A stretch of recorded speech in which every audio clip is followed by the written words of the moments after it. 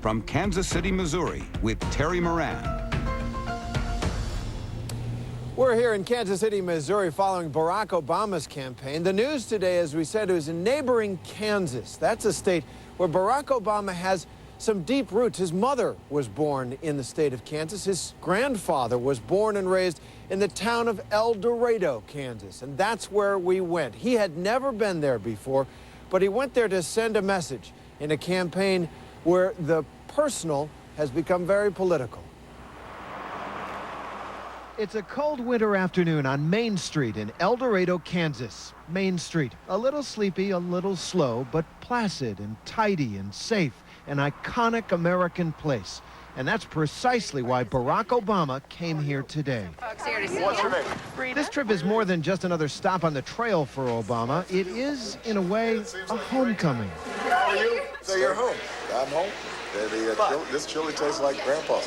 Mr. Kearns went to high school with my grandfather at El Dorado High. Obama's grandfather, Stanley Dunham. He stares out at us from the old photographs, a young man, a young white man in mid-century in Kansas who left this state looking for success and never quite found it. Thank you. And now his grandson stands here. Thank you, Kansas. This side of Obama's family story, the Midwestern side, the white side, is a crucial part of his biography and his campaign strategy as he faces contests in 22 states on Super Tuesday, where millions of voters will take their first long look at him. Obama wanted to make a point. We're family. And is part of the subtext of your trip here today, as the country starts a national primary, essentially to tell people that half of your family is white? No, that isn't the case, because I think that's actually pretty well known. I think that the purpose of the trip is to explain that there are a set of values and roots here in the Midwest, and that although Kansas is now considered this red state and, you know, irrevocably Republican, that there are connections between all of us.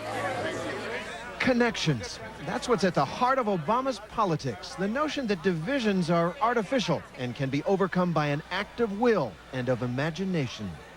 It's a story that began here in El Dorado.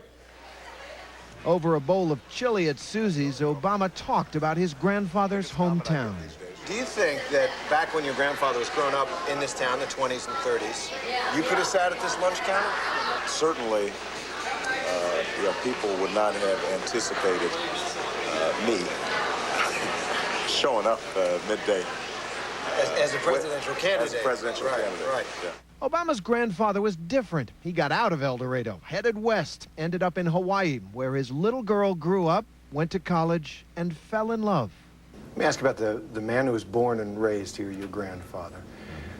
When his daughter said, Dad, I'd like to marry a black man from Africa, how did he react? As best as I can tell, he actually was much less resistant to the idea than I think most of his contemporaries would have been back in 1960, 61.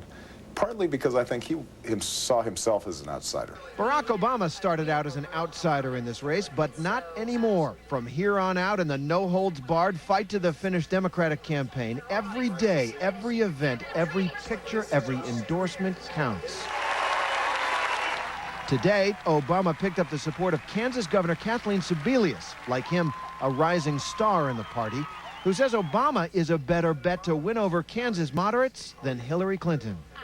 But the state hasn't gone Democratic since 1964. Do you think Barack Obama can change that? You know, I think he's one of the candidates, maybe the only candidate I see who actually has a chance of bringing Kansas into the presidential column as a blue state. But that's a long shot. And first, there's the battle with Hillary Clinton. Right now, the Democratic race is shaping up as a long and inconclusive fight, with neither Obama or Clinton scoring a knockout. And that could mean the convention in Denver would decide the Democratic nominee. This is a fiercely contested campaign, and I think it's possible that somebody breaks out at some point, but I think it's also possible that you come out of Super Tuesday with a split decision, in which case the states that follow afterwards take on increasing importance. We still have... At a brokered convention, John Edwards just might hold enough delegates to decide the race and play kingmaker. There are reports Obama has been looking for a deal. Have you or anyone speaking on your behalf spoken to John Edwards or anyone speaking on his behalf about a deal where he would throw his delegates to you? I have spoken to John Edwards. About that? No, I've spoken to John Edwards just generally about the campaign. I don't want to sort of go into the details of the conversation that we've had. But look, John's run a terrific campaign. He is still very competitive in a number of states that are coming up on Super Tuesday. And I think his attitude is that, like the rest of us, he's going after as many delegates as he can get. But that sounds a little bit like a non-denial denial.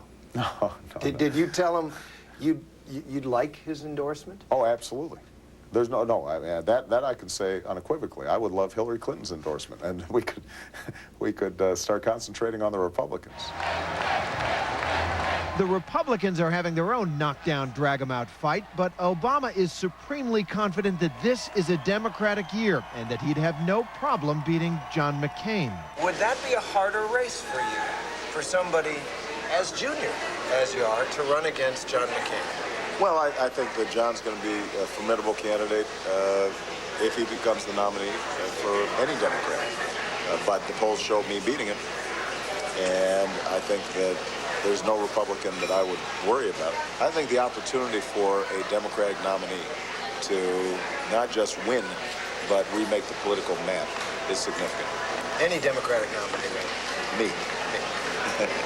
To get the nomination, Obama needs to do more than inspire voters. He needs to convince them that he has pragmatic solutions to the country's problems. And so he's making promises, big promises, on taxes, education, and health care. We are going to pass health care reform by the end of my first term as President of the United States of America. Still, it comes back to him, to his story. For Obama, politics is personal. So what you're saying in this campaign is, I did it. I reconciled these different parts of myself. You can do it. I don't presume to suggest that what I can do as an individual automatically transposes itself over a nation. I guess the way I'd put it would be that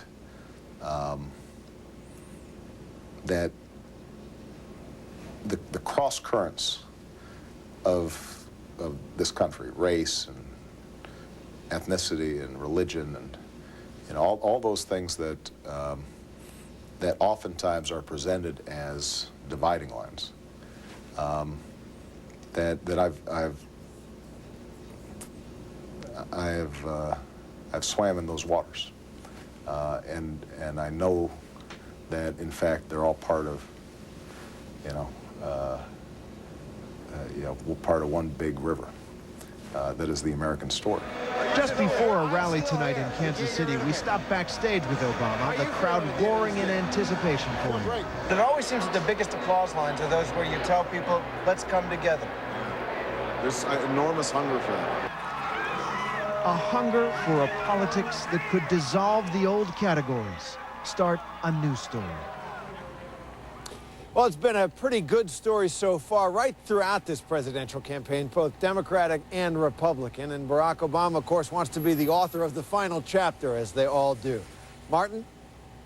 Terry Moran in Kansas City tonight, our thanks.